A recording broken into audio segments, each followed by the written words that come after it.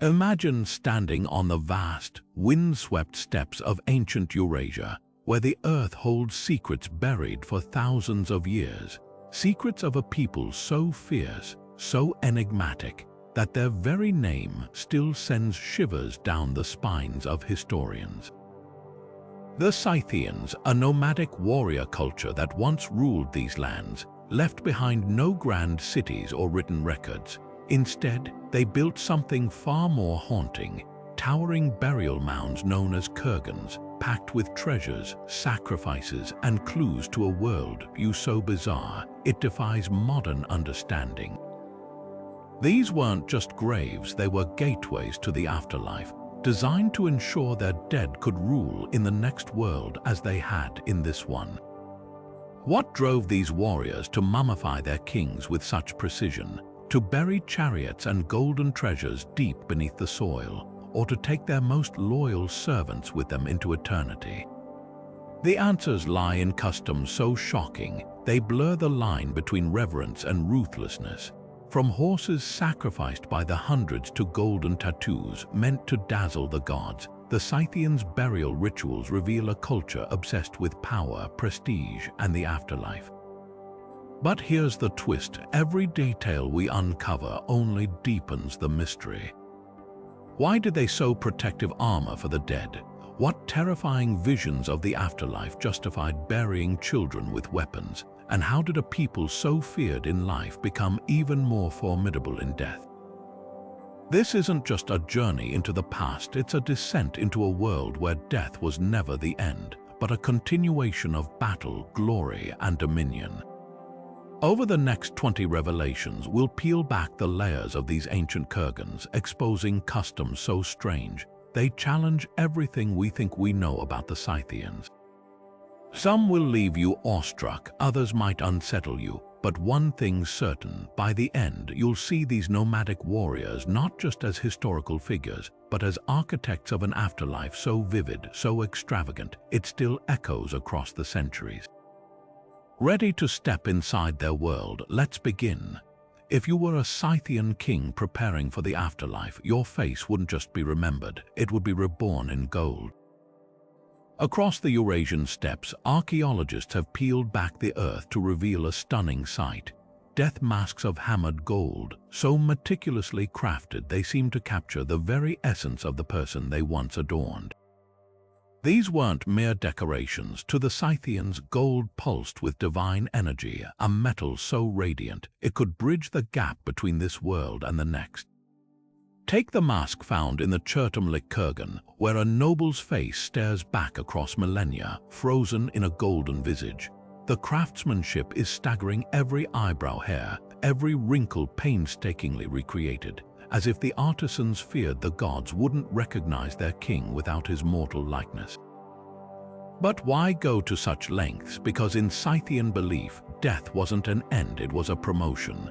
Gold didn't just signify wealth, it was the flesh of the gods, a guarantee that the wearer would ascend not as a mere spirit, but as an immortal ruler. And the masks tell darker secrets too. Some were placed not just over faces, but over skulls, hinting at a grisly practice where flesh was stripped away before burial, leaving only bone beneath the metal. Was this a final purification, a way to ensure the soul broke free of its earthly shell? What's certain is that every golden mask was a ticket to power in the afterlife, stamped with the unspoken promise: where I go, I will still command. Even more chilling, these masks weren't solitary treasures. They were part of a grander tableau: golden armor for the body, golden cups for feasting in the underworld, even golden horses to ride into eternity. Because for the Scythians, death was just another battlefield, and they intended to conquer it, looking every bit as untouchable as they had in life. But gold wasn't the only currency of the afterlife for the Scythians. Speed and strength were just as vital. Picture this: a warrior laid to rest not just with his weapons, but with his entire cavalry. Dozens of horses, their necks broken or throats slit, arranged around his tomb like a spectral army waiting for his command. These weren't mere offerings. To the Scythians, horses were extensions of the soul, creatures so essential to their identity that even death couldn't separate them from their mounts. The scale was staggering. In the Pazyryk Kurgans of Siberia, archaeologists have found graves with over 20 horses buried in concentric circles, their bodies preserved by permafrost, their manes still braided with intricate decorations. Some wore elaborate harnesses studded with gold. Others had felt masks stitched with antlers, transforming them into mythical beasts fit for the underworld. But the most chilling detail, many were sacrificed in pairs, a deliberate echo of the chariot teams that once thundered across the steppes, and that's where the chariots come in. Dismantled piece by piece, their axles, wheels, and poles carefully stacked beside the dead, these weren't just burial goods, they were reassembly kits for the afterlife. The message was clear: a Scythian warrior wouldn't walk into the next world, he'd ride. Yet the sheer extravagance raises darker questions. Why slaughter so many animals? Because in Scythian belief, the afterlife wasn't a static paradise, it was a mirror of their nomadic existence, where raids and warfare continued eternally. A king needed fresh horses, fresh warriors, and fresh chariots to maintain his dominion. The more he took with him, the greater his power beyond the grave. And sometimes the horses weren't alone. At the Arjun II Kurgan in Tuva, stallions were buried alongside groomsmen who'd cared for them in life and were now bound to serve in death. It's a haunting glimpse into a hierarchy that didn't end with a heartbeat, where loyalty stretched beyond the grave, and even the afterlife demanded an entourage. So what does this tell us? That for the Scythians, death wasn't an absence, it was a migration, and they packed for the journey as if their very survival depended on it. Because in their eyes it did. Now picture a burial ceremony where the air itself becomes sacred, thick with smoke that doesn't just rise but transforms. Herodotus, the ancient Greek historian, left us a vivid account of Scythian funeral rites that would have stunned even his contemporaries. Warriors gathering inside small felt tents, tossing hemp seeds onto red-hot stones, then inhaling the vapors as the space filled with a fog so dense, he wrote, no Greek vapor bath could surpass it. But this wasn't just recreation. For the Scythians, cannabis was a bridge to the spirit world, a tool to cleanse the dead and guide the living through grief. Archaeology confirms Herodotus's words. In the frozen tombs of Pazyryk, braziers still caked with burnt hemp seeds were found beside the dead, their designs suggesting these weren't casual rituals but carefully staged events. The seeds weren't scattered carelessly, they were placed in ornate bronze vessels, often alongside ceremonial knives, as if the act of burning carried the weight of a sacred offering. And the chemistry is undeniable. Modern analysis of residue in these braziers reveals traces of cannabinoids, proof that the Scythians weren't just cultivating hemp for rope or clothing, they were curating its psychoactive potential. But why? To understand, we need to step into their worldview. The Scythians saw death as a liminal space, a threshold where the living and the dead could still communicate. Cannabis smoke wasn't merely symbolic, it was a vehicle. By inhaling it, mourners entered altered states where they could see the departed, receive visions, or even, as some scholars suggest, ritually purify themselves after handling corpses. There's a brutal practicality here too. In a culture where elites were often embalmed with aromatic herbs and left exposed for weeks, masking the scent of decay would have been as pragmatic as it was spiritual. The most haunting evidence comes from grave sites where cannabis wasn't just burned but woven into the burial itself. In one Kurgan, a chieftain's body was laid atop a bed of hemp stalks, their fibers arranged like a cushion between this world and the next. Elsewhere, small pouches of hemp seeds were tucked beneath the arms of sacrificed attendants, as if they'd need them to navigate the afterlife. What emerges is a culture that wielded cannabis not as a vice, but as a sacrament, one that blurred the line between mourning and mysticism. For the Scythians, death wasn't a silent departure, It was a conversation, and with every seed tossed onto the fire, they ensured their voices would carry.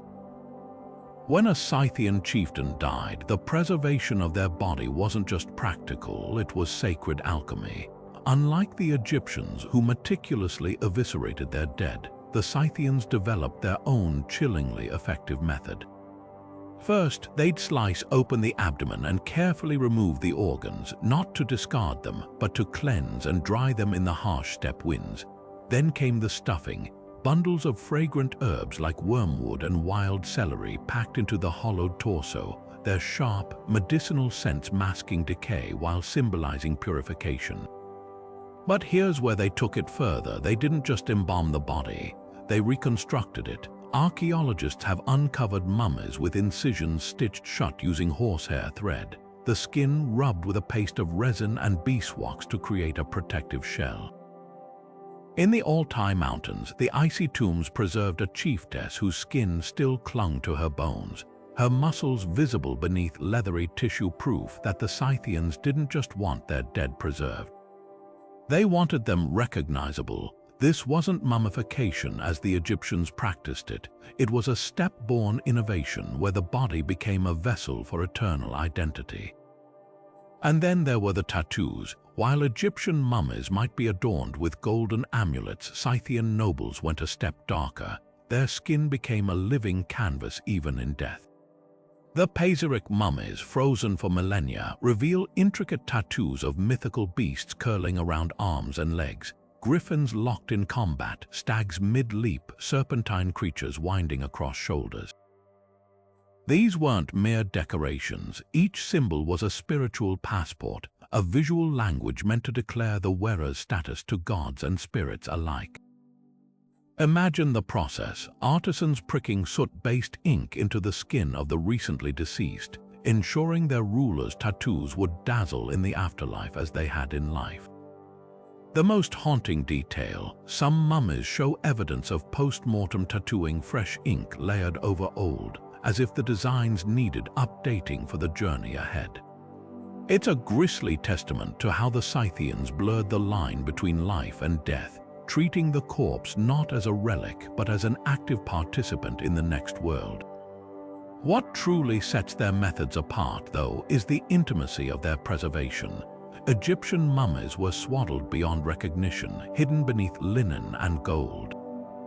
But a Scythian noble, you'd see their face, their tattoos, the very scars they earned in battle, because for them, death wasn't about disappearing into the afterlife. It was about arriving there unmistakably, undeniably yourself.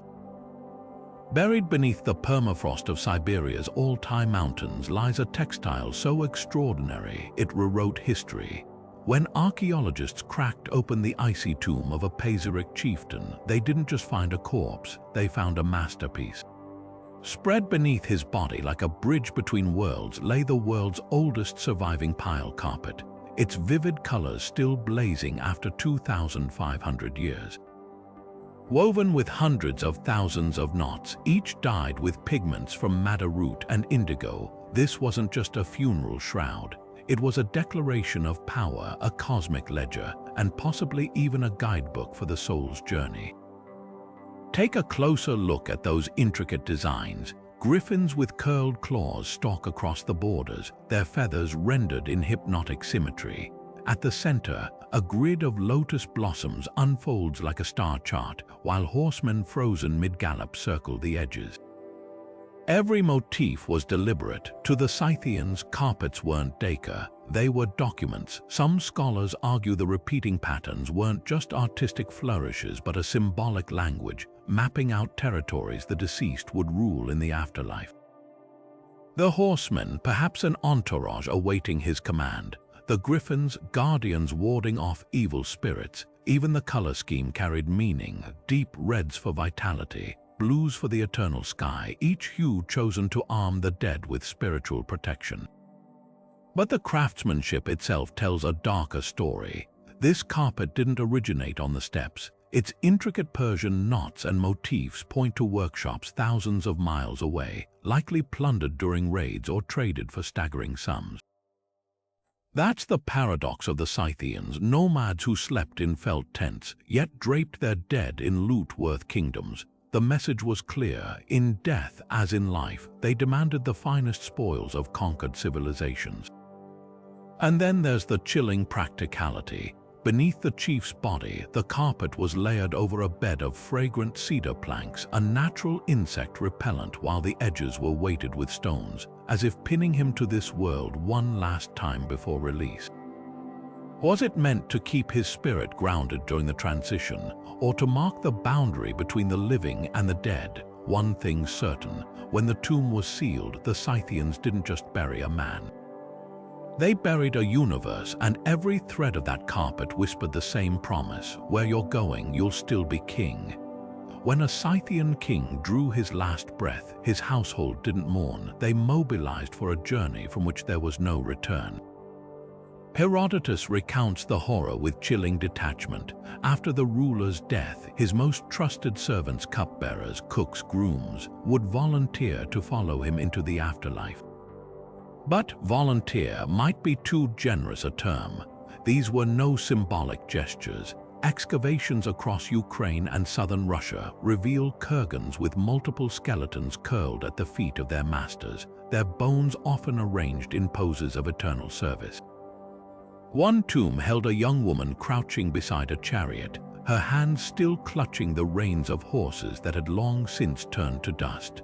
Another contained a row of armed warriors, their skulls crushed in identical patterns, suggesting a single, ceremonious blow. The logistics alone are staggering. In the Tolstaya Mogila Kurgan, archaeologists found a chieftain buried with 5 attendants, each positioned according to rank. A groom lay beside sacrificed horses, a cupbearer with his vessels, a guard with his weapons. But the most revealing detail: several skeletons show no signs of struggle.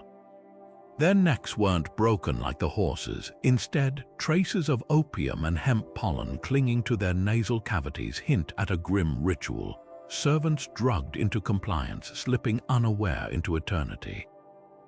Why such brutality? Because for the Scythians, death didn't dissolve social order, it cemented it. A king needed his court in the afterlife just as he had on the steppes. To be buried alone was to arrive in the next world powerless, yet there's a twisted intimacy to these retainer burials. In the Chertomlik Kurgan, a noblewoman was interred with her maid, not at her feet but curled protectively beside her, as if their bond transcended death itself.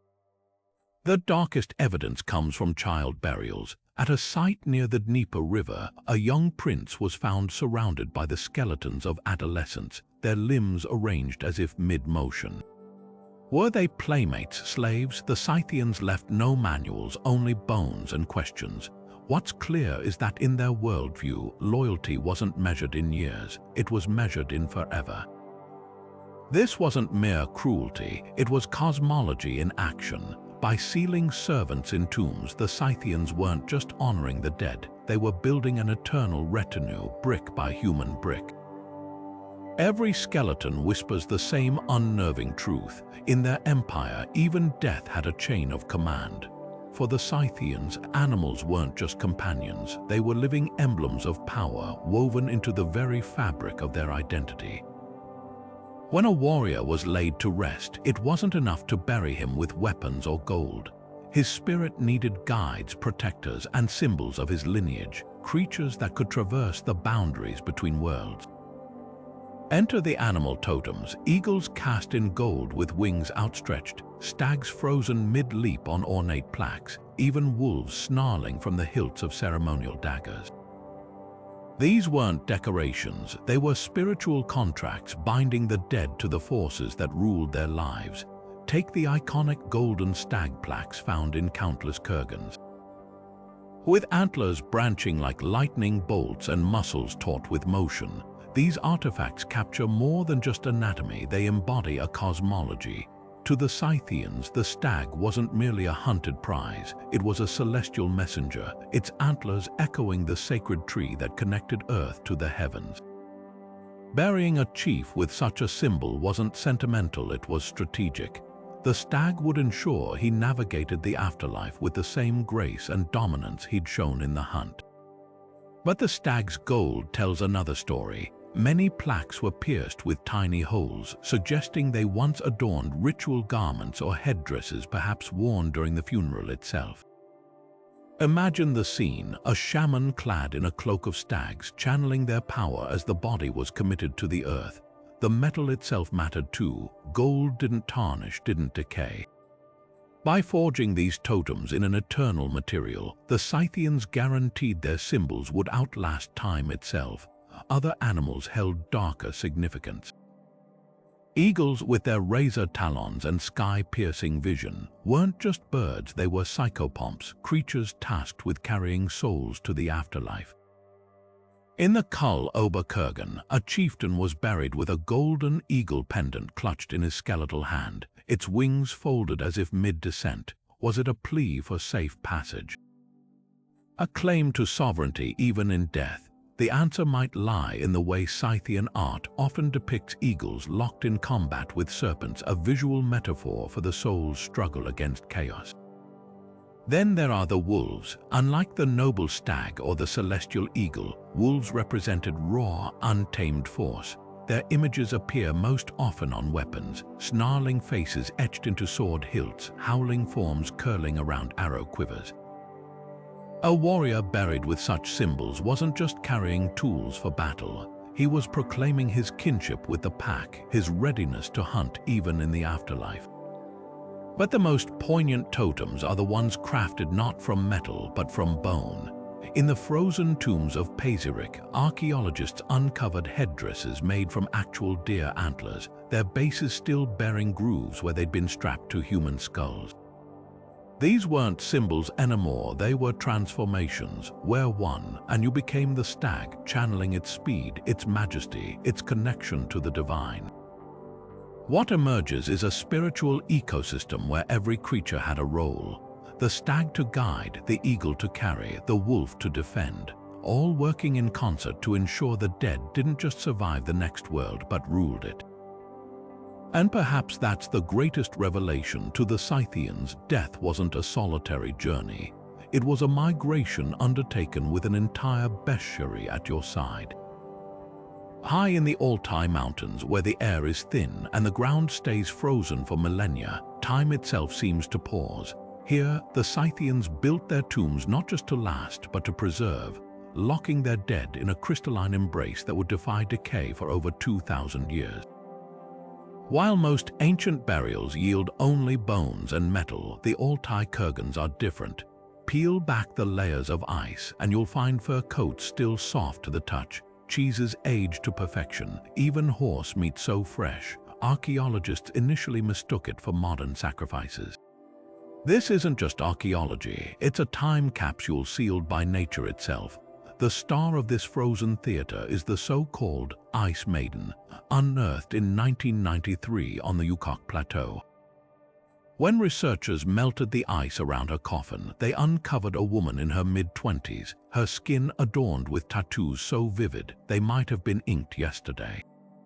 A fantastical menagerie spiraled across her arms and shoulders, snow leopards with curling tails, griffins locked in combat, even a deer with antlers blooming into floral patterns. But it wasn't just her body art that stunned experts. Nestled around her were bolts of Chinese silk, their delicate patterns woven with motifs alien to the steppes. How did silk, a commodity more precious than gold in this era, end up in the tomb of a nomad princess? The answer rewrites our understanding of the ancient world. These weren't random trade trinkets. The silk bore clear hallmarks of the Warring States period, proof that the Scythians weren't isolated wanderers, but key players in a vast network stretching from the Black Sea to the Yellow River. Perhaps the Ice Maiden's people traded horses for silk or acted as middlemen ferrying goods between empires. What's certain is that her burial shroud, a mix of local felt and imported fabric, tells a story of cultural collision where steppe traditions met the luxury of distant civilizations. Yet the real marvel lies in the details only permafrost could preserve. Beside her rested a wooden dish still cradling traces of coriander seeds, likely used in a final ritual meal. Her headdress, a towering construction of felt and gold, stood nearly 3 feet tall, a symbol of status so delicate it would have crumbled to dust in any other climate. Even her internal organs survived, allowing scientists to reconstruct her diet, mostly meat and dairy, and identify the cause of her death, breast cancer, revealed by tumors etched into her ribs. The Altai tombs force us to rethink what we know about decay and memory. In other graves, we piece together lives from fragments, a sword here, a pottery shard there. But here, the Scythians speak to us directly. You can see the stitching on their boots, smell the resins they used to perfume their dead, even count the hairs in a horsetail banner. This isn't just preservation, it's defiance, a declaration that some bonds, whether of silk or spirit, refuse to be broken by time. And perhaps that's the most haunting lesson of the Ice Maiden. She wasn't buried alone. Near her Kurgan lay 6 horses, their hides still striped with ceremonial paint, their manes braided with woolen tassels. They weren't just sacrifices, they were companions for a journey. Because in the Altai, even ice has a voice, and it whispers that for the Scythians, death wasn't an end but a departure. One where every detail, down to the last coriander seed, was packed with care. Among the treasures nestled in Scythian graves, few objects spark as much intrigue as the polished bronze mirrors placed beside the dead. These weren't vanity items, they were spiritual tools, their surfaces meticulously smoothed to a sheen so flawless they could catch the dimmest light in a burial chamber.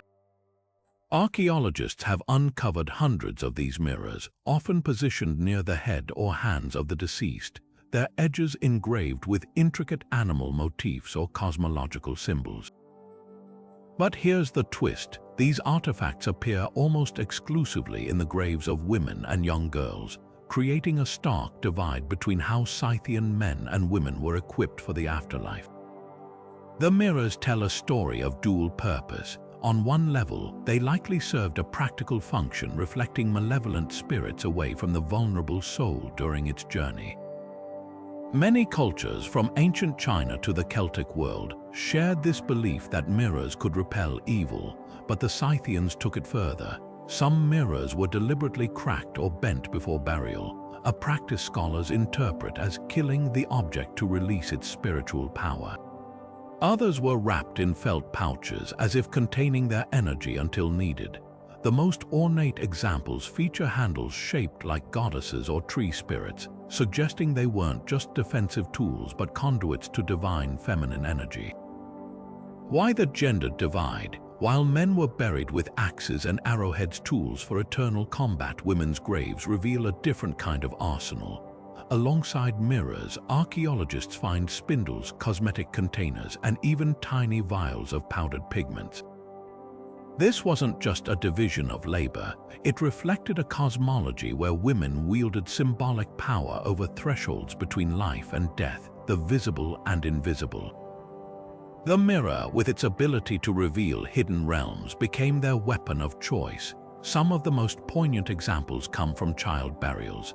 In one Kurgan near the Dniester River, a girl no older than 12 was laid to rest with a miniature mirror, its handle carved into the shape of a waterbird, a creature linked to transformation in Scythian myth. Was it meant to guide her innocent soul, or to protect her from forces even more ancient than her people's rituals? The materials themselves whisper secrets. Unlike the gold adorning chieftains' tombs, these mirrors were forged from alloys mixed with arsenic, a metal toxic to handle over time. This wasn't an accident.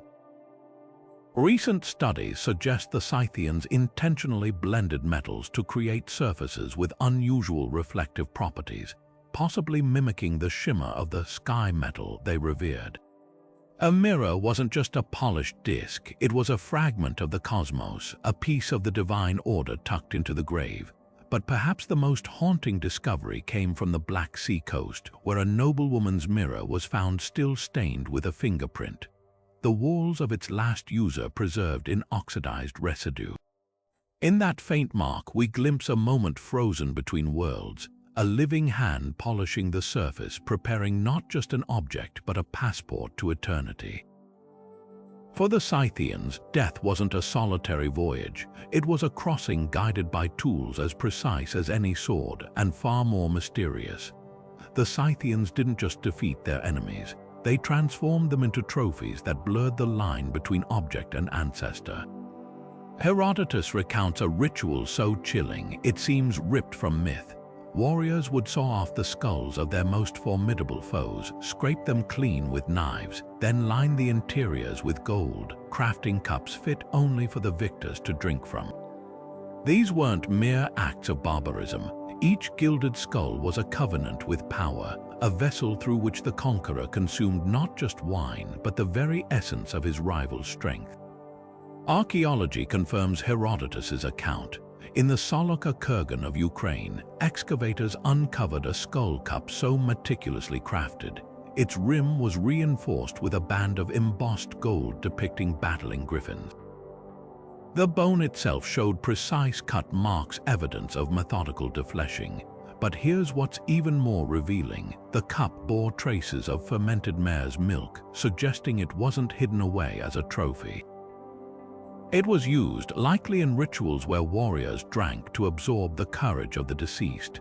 The symbolism runs deeper than domination. For the Scythians, the head housed the soul's essence. By transforming a skull into a vessel, they didn't just humiliate the dead, they bound them into their own cosmology. Some scholars argue these cups were employed in oath-swearing ceremonies, where drinking from an ancestor's skull forged unbreakable pacts under the gaze of the departed. Others point to their presence in burial chambers, positioned near the dead as if to offer refreshment for the journey ahead. Yet the most provocative finds come from the edges of Scythian territory, where skull cups appear in the graves of women and youth. A teenage boy buried near the Danube was found with a miniature skull cup clasped in his hands, perhaps a kinsman's relic, passed down as both warning and inheritance. These artifacts whisper an unsettling truth. In Scythian culture, even death couldn't sever the bonds between victor and vanquished. The enemy you drank from might one day drink from you. What emerges is a worldview where brutality and reverence intertwined. The gold lining each cup wasn't just decoration, it was alchemy, transmuting hatred into honor and terror into tradition. To hold such a vessel was to grip the paradox of the steppes. That survival demanded brutality, but immortality demanded remembrance. And so the Scythians raised their enemies' bones in toast after toast, ensuring that in their cups the dead would never be forgotten. Buried beneath the earth, the Scythians didn't just hide their dead, they armed their tombs like fortresses. Ancient chroniclers spoke of Kurgan so perilous, even seasoned looters hesitated to breach them. Collapsing ceilings, labyrinthine false chambers, even rivers diverted to flood burial shafts. These weren't accidents of engineering. They were calculated defenses designed to punish anyone reckless enough to disturb the eternal slumber of the steppes elite. Take the Great Bliss Kurgan in modern-day Ukraine. When archaeologists first tunneled into its depths, they found not one burial chamber but three, each stacked atop the other like a macabre puzzle box. The uppermost chamber lay empty, a decoy filled with nothing but animal bones and broken pottery. Below it, a second space seemed more promising, its walls lined with faded murals, until workers triggered a hidden mechanism, sending tons of sand cascading from concealed shafts above. Only after clearing that deadly trap did they reach the true grave, a chieftain entombed with his golden armor, his sarcophagus wedged between stone slabs angled to crush intruders. The ingenuity of these traps reveals more than paranoia, it exposes a sacred dread. For the Scythians, grave robbers weren't just thieves, they were existential threats. To plunder a tomb was to sever the dead from their afterlife, condemning them to wander as hungry ghosts. Some Kurgans bear physical curses scratched onto door slabs, promising eternal famine to violators. Others, like the Soloka mound, employed psychological warfare. Diggers would uncover a lavish fake burial at the Kurgan's edge, never suspecting the real treasures lay deeper, guarded by spikes smeared with a toxic paste of rancid fat and aconite, a poison so potent even skin contact could kill. Modern looters still risk these ancient defenses. In 2014, a team tunneling into a Krasnodar Kurgan hit a hollow chamber, only to unleash a 2,000-year-old avalanche of mercury vapor, a liquid metal the Scythians believed could seal spirits in place. Another group in Kazakhstan abandoned their dig after unearthing a warning, a skeleton arranged with its finger bones pointing at a pressure plate in the floor. Yet the most chilling traps weren't mechanical, they were spiritual. At Pazyryk, excavators found a chieftain's tomb encircled by a ring of headless horse carcasses, their skulls buried facing outward. This wasn't just a barrier, it was a sentinel line meant to disorient evil spirits or grave robbers by scrambling their sense of direction. Step inside that ring, and legend says you'd wander forever, unable to find the exit or your way back to the living world. What emerges is a culture that treated tombs not as passive repositories but as active guardians. Every collapsing ceiling, every poisoned spike, every cursed inscription was a covenant with eternity. What we bury here belongs not to the present but to the ages. And as modern archaeologists still discover, the Scythians were deadly serious about keeping it that way. For the Scythians, death wasn't a departure from their nomadic life, it was a relocation. Nowhere is this clearer than in their breathtaking burial tents, miniature felt dwellings meticulously constructed to house the dead just as they had sheltered the living. When archaeologists cracked open the Pazyryk Kurgans, they didn't just uncover bodies, they found entire homes preserved in ice, complete with collapsible wooden frames, intricately patterned wall hangings, and even remnants of rugs laid across the floor. These weren't symbolic gestures, they were full-scale replicas of the portable palaces that dotted the steppes, shrunk down to accompany their owners into eternity. Take the tomb of a Pazyryk chieftain, where excavators peeled back the permafrost to reveal a hexagonal tent standing nearly 2 meters tall, its poles lashed together with horsehair cords in the same knotwork used by modern nomadic peoples. The walls weren't bare, they were lined with felt panels stitched with appliqué scenes of griffins and stags, their shapes forming a moving tapestry that would have shimmered in the flickering light of oil lamps. Beneath the chief's body lay a thick felt carpet, its geometric patterns mirroring the night sky, as if to ensure he'd never lose his way beneath unfamiliar stars. But the genius lay in the details. The tent's door flap was deliberately sewn shut, a final boundary between the living and the dead. The roof, vent essential for smoke escape in a real yurt, was left open, perhaps as a conduit for the soul's ascent. Even the materials carried meaning. Felt made from compacted sheep's wool wasn't just practical, it was sacred, its dense fibers believed to ward off evil spirits. By burying their dead in these structures, the Scythians weren't just providing shelter, they were recreating the entire rhythm of nomadic existence. The most poignant discovery came from a child's grave nearby. There, a tiny tent barely a meter tall housed the remains of a girl no older than 6, its walls adorned with felt butterflies and flowers. A toy wooden horse lay at her feet, its mane carved with the same care as the full-sized steeds buried with warriors. Here, the message was unmistakable. Even in death, the Scythians refused to let go of the world they knew. A child who'd never ridden with the adult migrations would still journey onward, her tent pitched for eternity in the afterlife's endless steppe. What makes these tents so extraordinary isn't just their preservation, it's their universality. From the Black Sea to Mongolia, Scythian burials consistently feature these miniature dwellings, their designs varying only slightly by region. In the East, tent poles were often topped with carved deer heads, symbols of spiritual guidance. In the West, red ochre painted on felt represented the life-giving sun. But the core belief remained: death was another camp, another horizon. And with their tents standing ready, the Scythians ensured they'd never arrive as strangers. One tent even held a final meal, a clay pot of fermented mare's milk placed beside a bronze cauldron, as if the deceased had simply stepped out to tend the horses and would return to dine.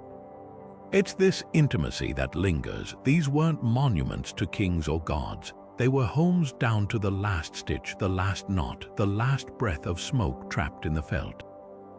And in that, they reveal the Scythians' deepest truth, that for all their gold and grandeur, they carried their sense of belonging not in their treasure chests, but in the very fabric of their walls.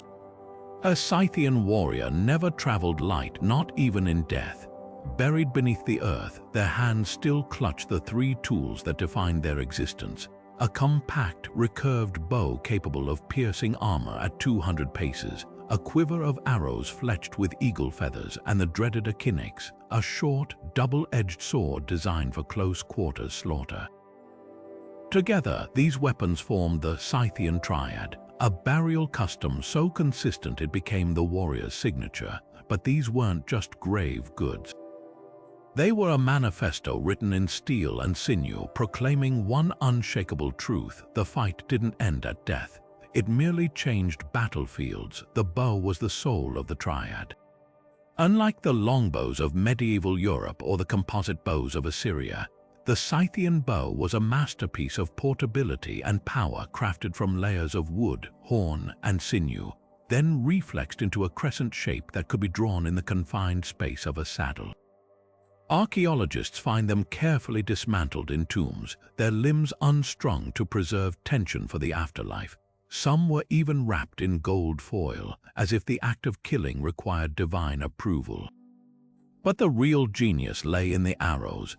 Burial sites reveal shafts tipped with everything from broadheads for tearing flesh to armor-piercing bodkins, each type meticulously organized in quivers lined with fur or leather.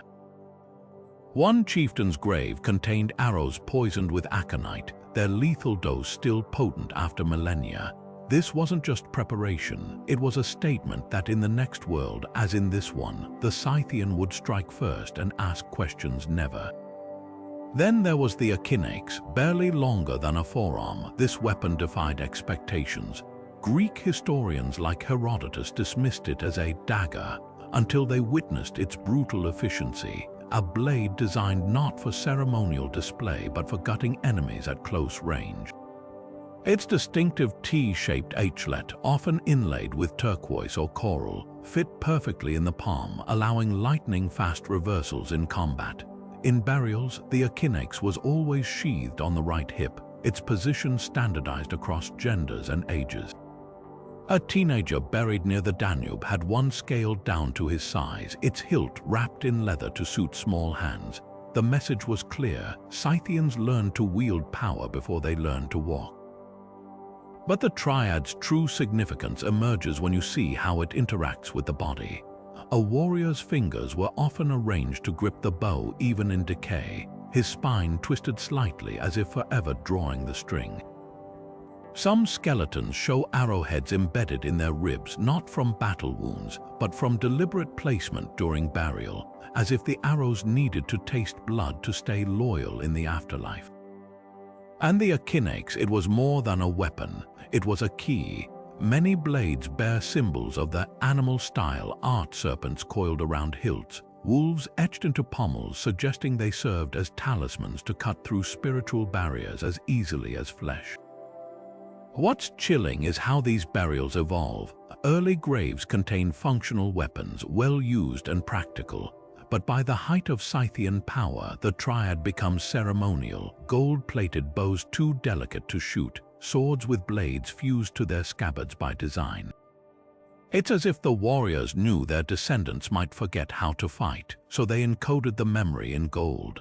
A late-period noblewoman's tomb near the Black Sea held a miniature echinix fashioned from solid jade, a weapon no living hand could lift, meant solely for the afterlife's battles.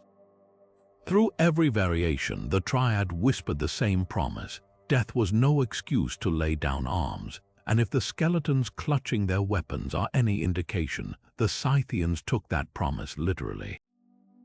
To be buried without your bow, your arrows, your blade wasn't just an oversight, it was a death sentence for the soul, because in their world, the afterlife didn't offer peace. It demanded war, and they intended to win. A Scythian grave holds more than bones, it holds a coded message in the way those bones are arranged. Step into any Kurgan, and you'll find bodies frozen in postures that range from tightly curled fetuses to regally outstretched warriors, each position a deliberate choice whispering secrets about the soul's next journey. The most common, the crouch burial, skeletons folded like newborns, knees drawn to chest, hands tucked beneath the chin, as if poised to spring back into existence. This fetal positioning wasn't accidental. For nomadic cultures like the Scythians, life cycled like the seasons. Death wasn't an end, but a return to the source. By burying their dead in the posture of an unborn child, they enacted a powerful metaphor, the earth as a womb, the grave as a crucible for rebirth.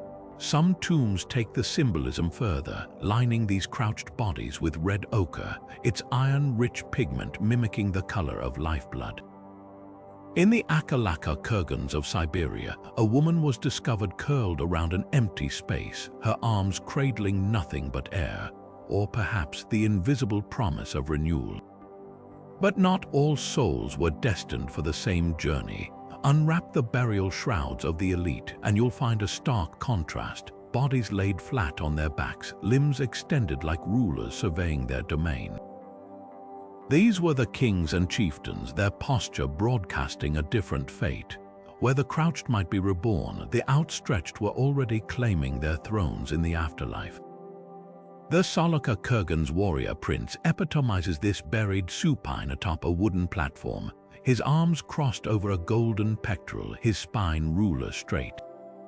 Every inch of him declared, "I arrive as I lived, unbent and unbroken."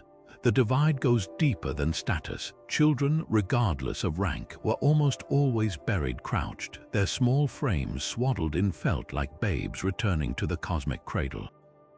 Meanwhile, warriors who died in battle frequently appear mid-action, one hand clutching a weapon, the other flung outward as if frozen in combat. It's as if the Scythians believed death crystallized the moment of passing, locking the soul into eternal repetition of its final act. Perhaps the most haunting example comes from a Crimean burial mound where two skeletons tell competing stories. A young man lies curled on his side, his face turned toward the wall, while beside him, an elder stretches toward the chamber's entrance. Were they father and son, rivals? The poses suggest one preparing to depart this world, the other already stepping into the next. This duality, rebirth for some, ascension for others, reveals a society wrestling with the ultimate question: where do we go when the steps fade from view? The Scythians answered not with dogma but with posture. To see a body in its grave was to read its fate, folded like a seed waiting to sprout, or outstretched like a conqueror claiming his prize. And in that silent language of bones they etched their boldest belief, that death, like life, was never one size fits all. Among the Scythians, even the hidden recesses of the body weren't left to chance in the afterlife. In the deepest chambers of elite Kurgans, archaeologists have peeled back layers of burial shrouds to reveal something astonishing: organs not just removed but transformed. Livers, hearts, even stomachs carefully wrapped in paper, thin gold foil, their surfaces shimmering like miniature sculptures. This wasn't mere ostentation. It was alchemy on a cellular level, a belief that the very essence of life could be preserved, even enhanced, by the touch of the divine metal. The process was as precise as it was surreal. After extraction, organs were cleaned, dried with aromatic herbs, then meticulously coated in gold leaf so delicate it clung to every contour. In the Chertomlik Kurgan, a noble's liver was found encased this way, its lobes individually gilded as if to preserve their function eternally.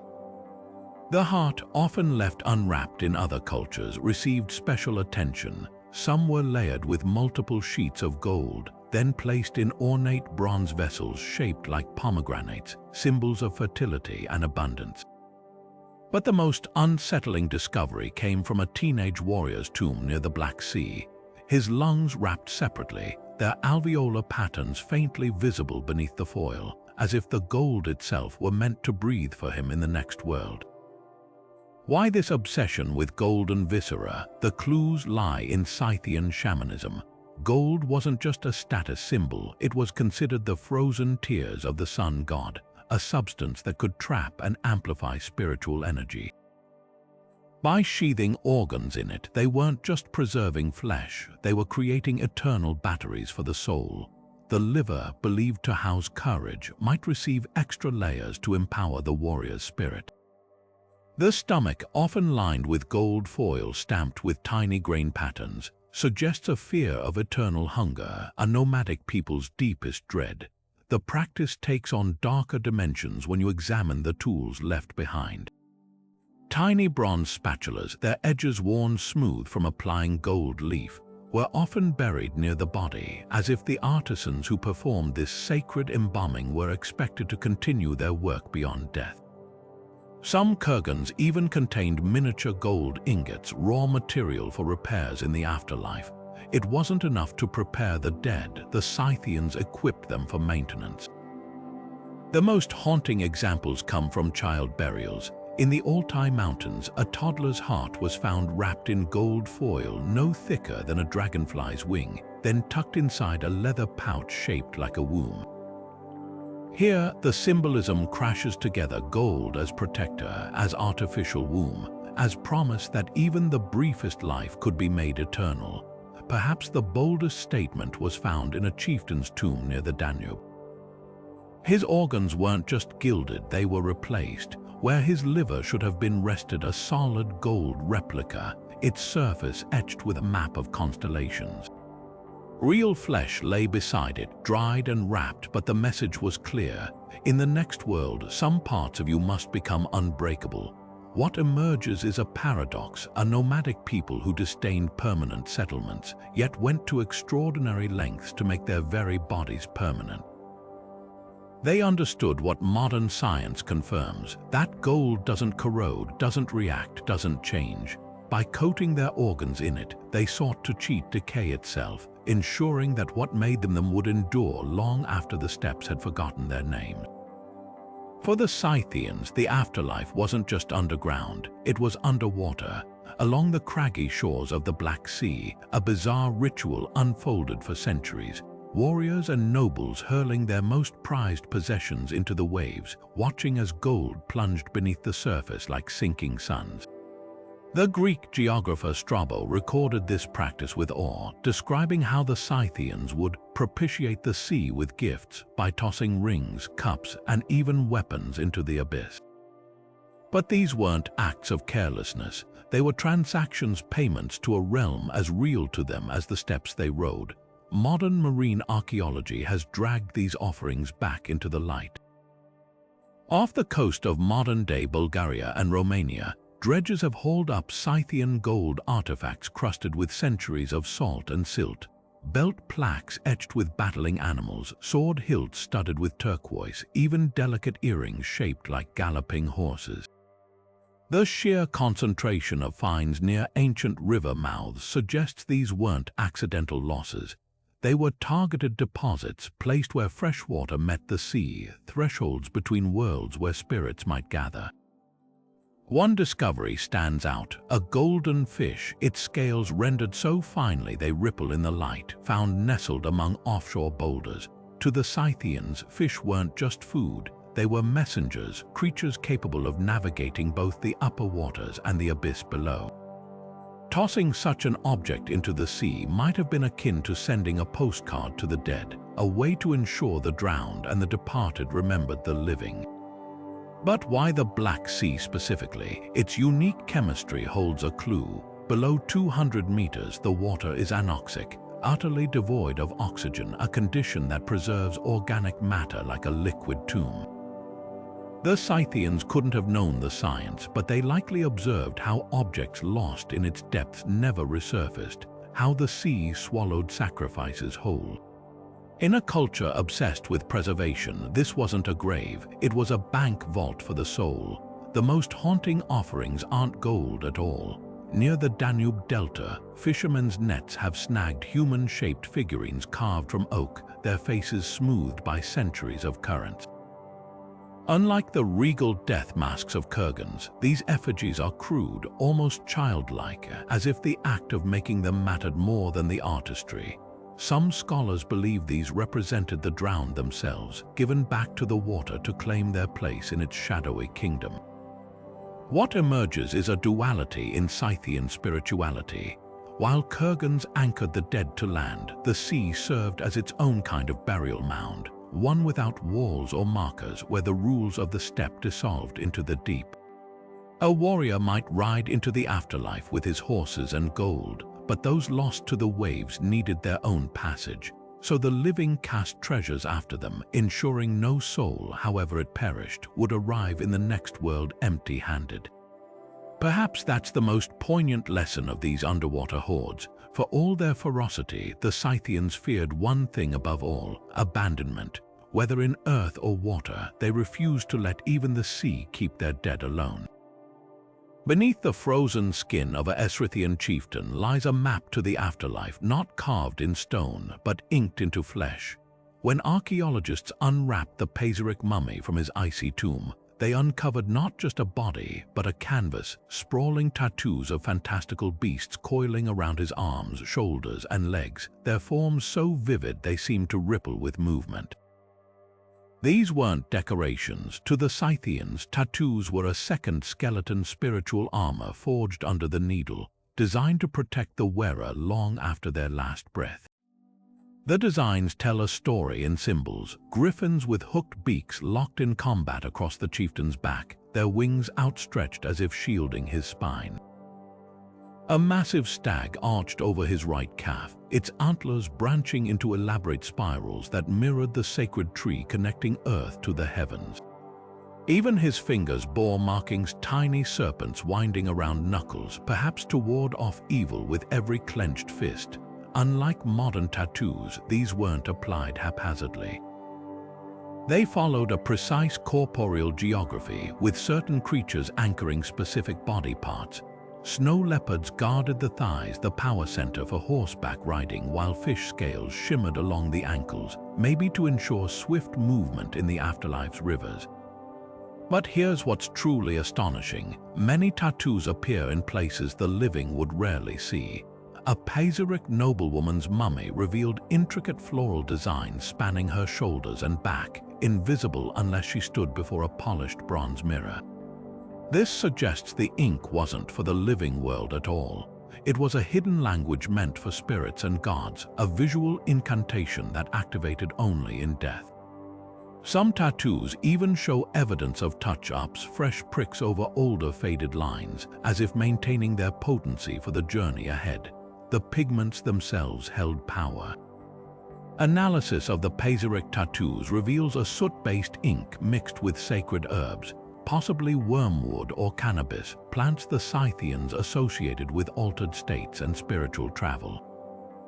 Applying them would have been agony. Artisans likely used bone needles and mallet taps to drive the ink deep, turning the body into a living ritual.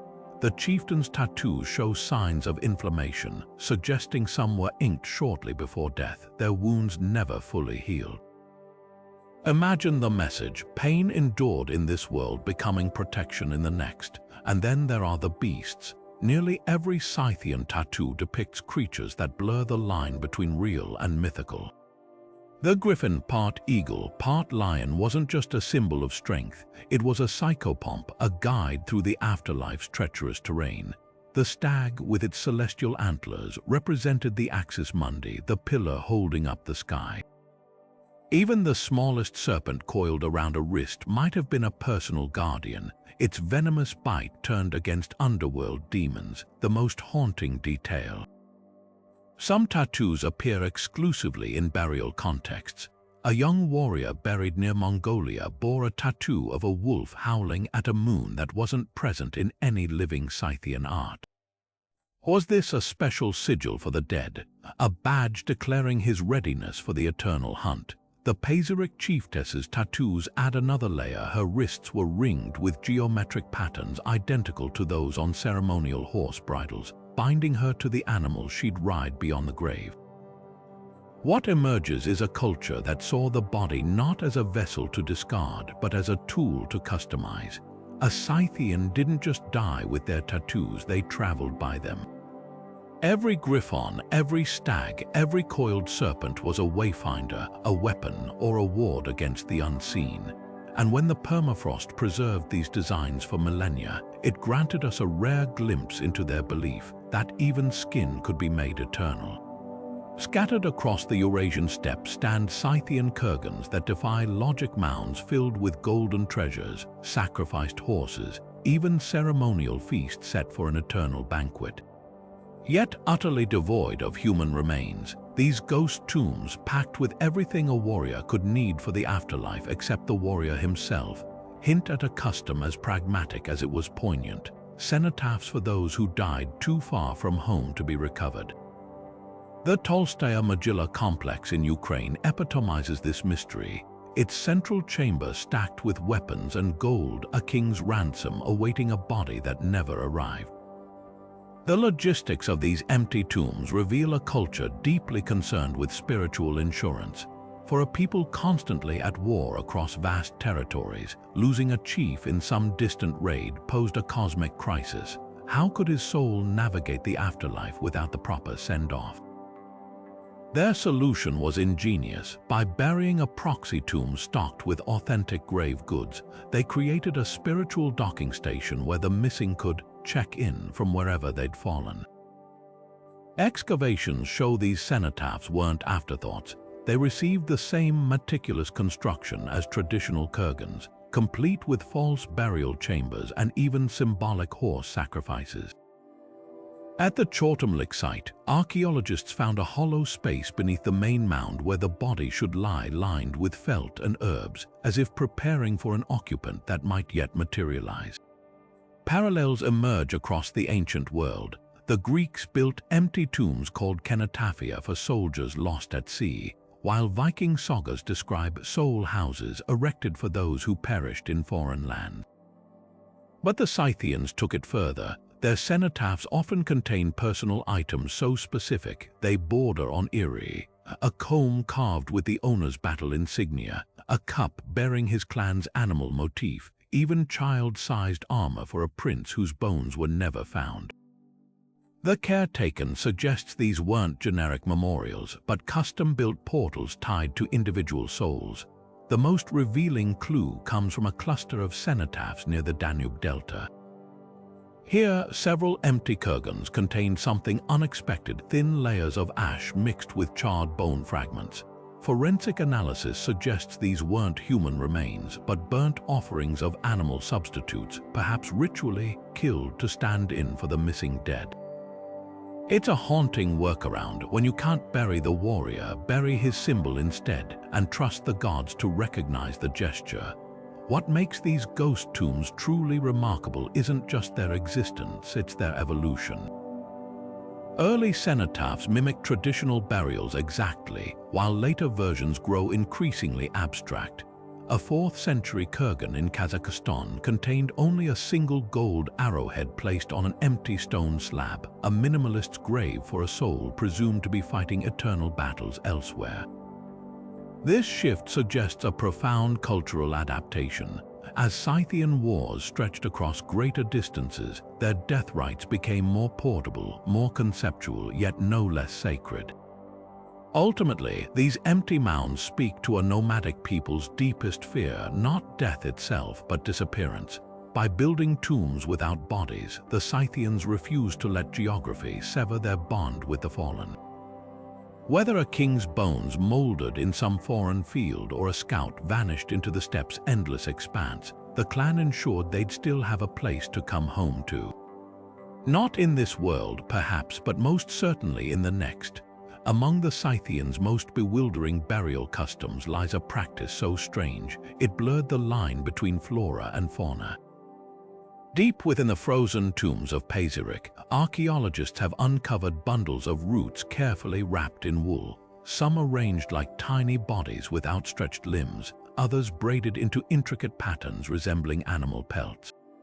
These aren't just burial decorations, they're physical manifestations of an ancient myth that captivated medieval Europe for centuries: the legend of the Scythian lamb, a mythical plant-animal hybrid said to grow from the earth fully formed, tethered to its roots like a sheep grazing on an invisible pasture.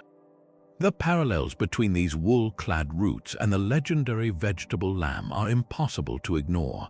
Historical accounts describe the Scythian lamb as a creature with the body of a fleeced animal and the stem of a plant, believed to die when its grazing range was exhausted.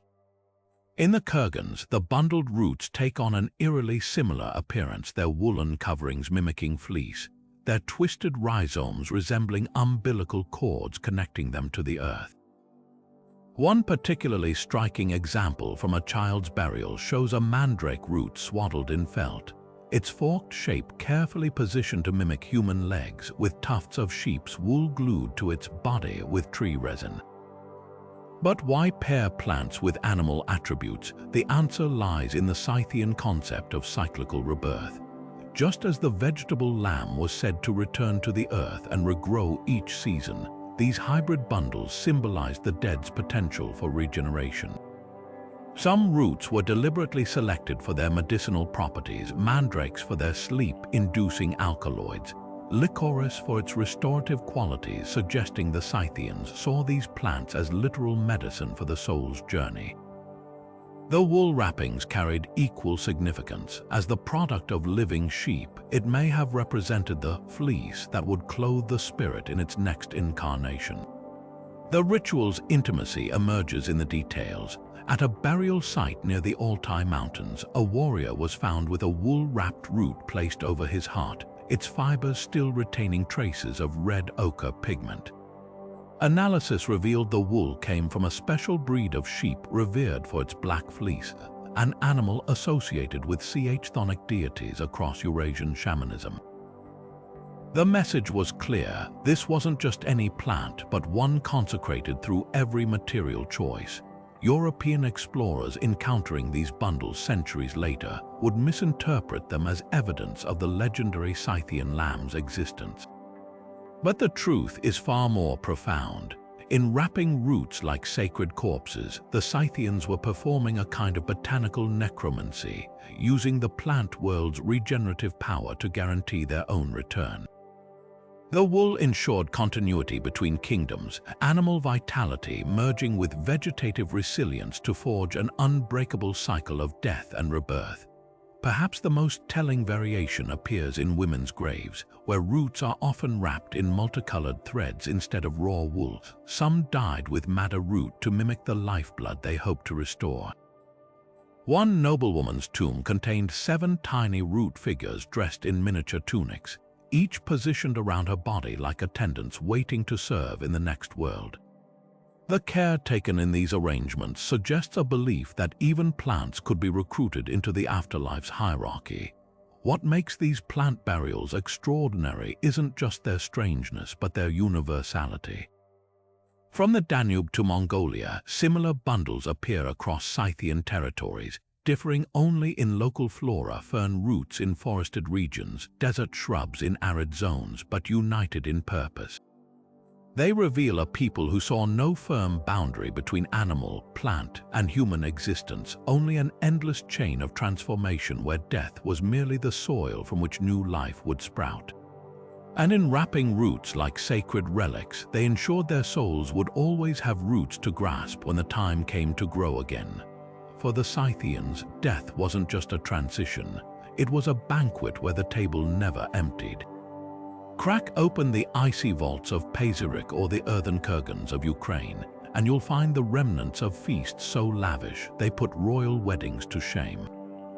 Platters of horse meat sliced thin for easy eternity eating, wheels of cheese aged to perfection under felt wrappings, ceramic flasks still crusted with the remnants of kumis, the fermented mare's milk that fueled Scythian warriors in life and now awaited them in death.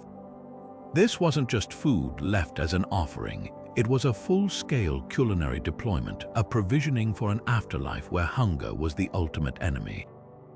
The logistics alone are staggering. At the Arjun II site in Tuva, excavators uncovered a chieftain's tomb encircled by a ring of 40 horses, not just sacrificed but butchered. Their bones showed precise cuts at the joints, evidence they'd been expertly dismembered for consumption. Nearby, wooden platters held stacks of rib bones arranged like spare weapons, while a bronze cauldron the size of a toddler still contained lumps of congealed fat. The message: a warrior didn't travel light, and he certainly didn't travel hungry. But the real artistry lay in the details. Some tombs contained cheese so well preserved in the permafrost, archaeologists could identify its type: mostly hard, salty varieties that could withstand long journeys. Others held cuts of meat selectively chosen for their prestige: haunches of wild deer, the fatty humps of Bactrian camels, even the delicate tongues of stallions, considered the ultimate delicacy. In one woman's burial near the Black Sea, researchers found a wooden bowl filled with coriander seeds, not just seasoning, but a nod to her status, as spices were among the rarest trade goods on the steppe. Then there was the kumis. The Scythians didn't just leave a skin of this fermented drink beside the dead. They buried entire brewing kits, leather bags lined with resin to prevent leaks, wooden churns still stained with dairy, even strainers woven from horsehair to filter the potent concoction. Modern chemical analysis of residue in these vessels reveals something astonishing. Some were deliberately soured beyond normal fermentation, creating a vinegar-like preserve that could last for months. This wasn't just a drink, it was a calculated ration engineered to outlast decay itself. What makes these feasts extraordinary is how they mirror earthly celebrations. The same cuts of meat served at weddings appear in tombs: skewered lamb, roasted goat, the marrow-rich leg bones of horses. The same ceremonial vessels used to toast alliances in life now sat beside corpses, their rims sometimes bearing the faint imprints of final sips. Even the seating arrangements carried over. In elite burials, the deceased was positioned as if presiding over a banquet, with attendant skeletons arranged in a circle around them, their hands still clutching cups.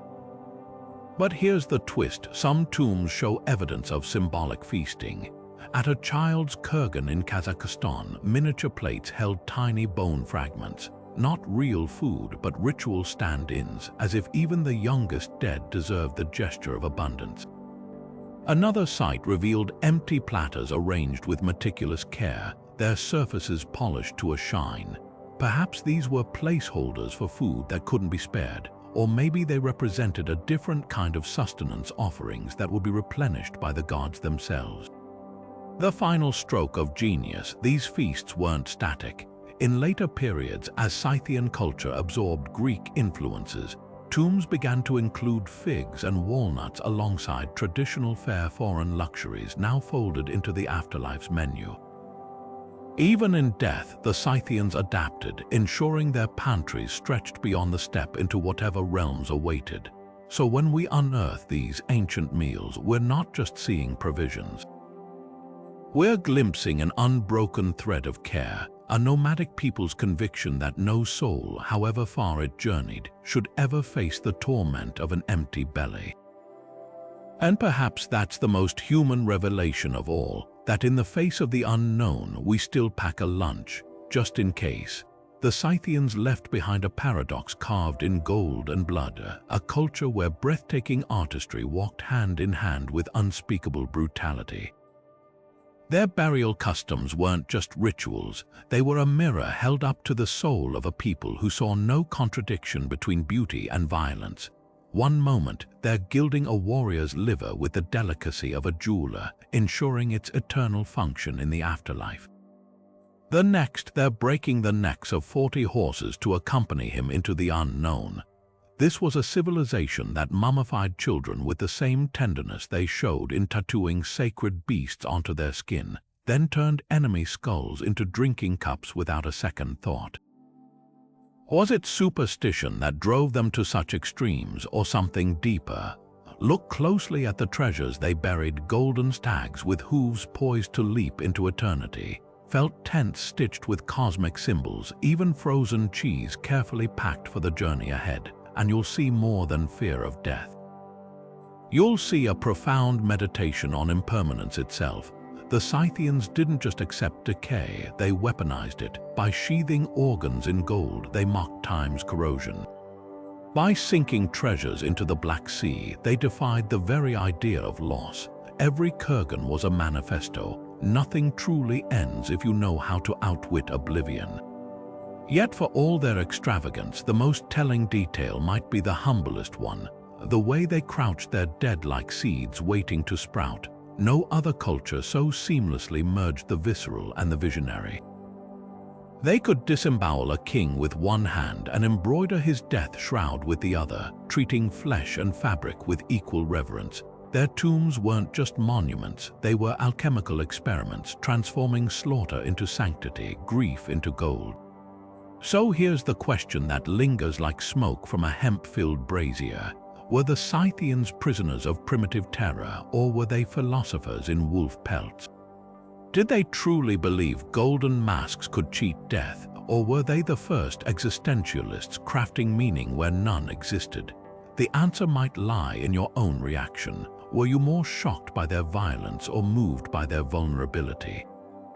That tension is their legacy. Now we pass it to you. Which custom unsettled you the most? The cannabis-fueled vigils, the servants buried mid-motion, the children cradling root dolls for the afterlife. Share your thoughts below, because 2,000 years later, the Scythians are still demanding we pick a side.